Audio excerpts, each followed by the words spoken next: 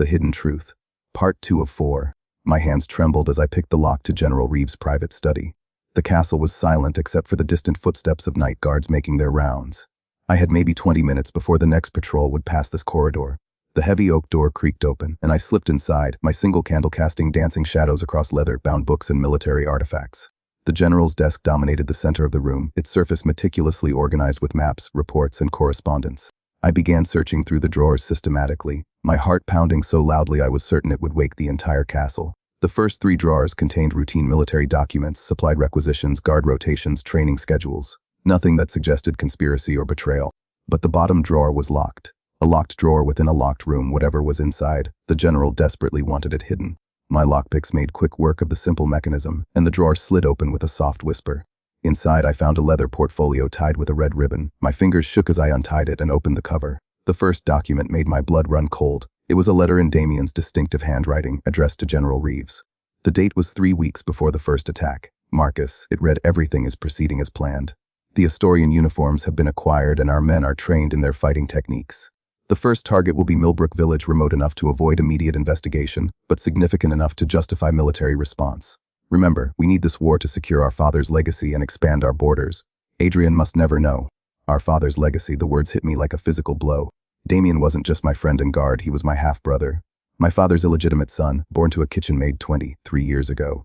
I'd known about Damien's parentage since we were teenagers. My father had acknowledged him quietly, given him a place in the castle, and I'd welcomed him as family.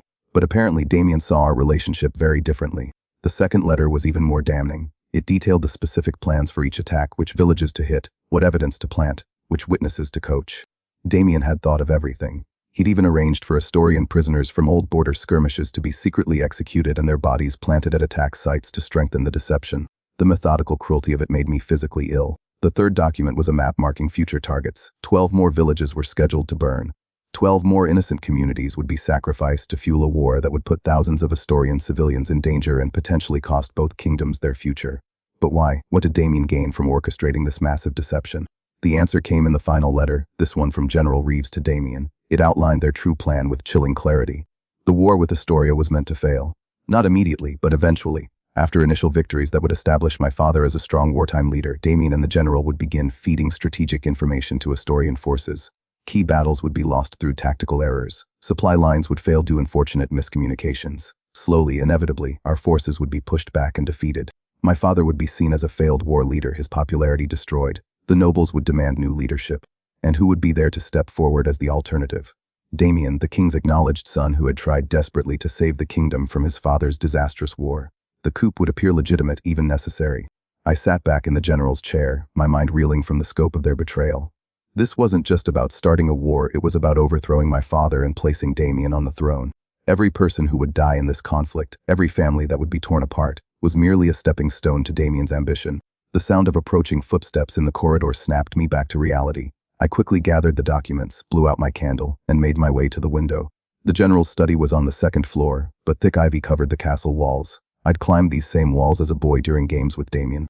The irony wasn't lost. Back in my chambers, I spread the stolen documents across my desk and read them again by firelight, hoping I'd somehow misunderstood.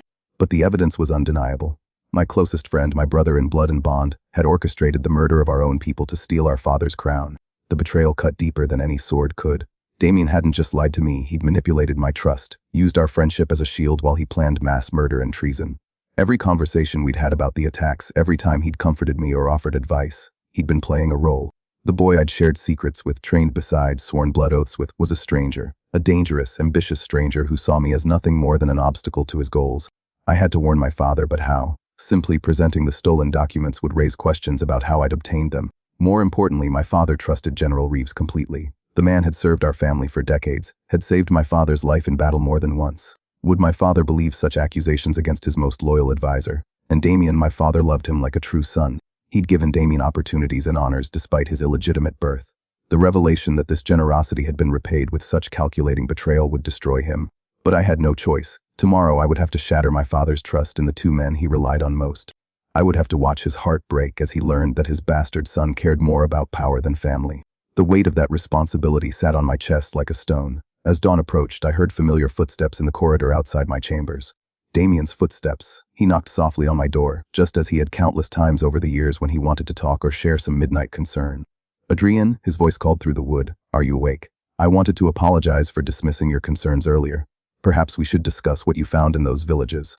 For a moment, hearing his voice, I almost forgot what I'd discovered.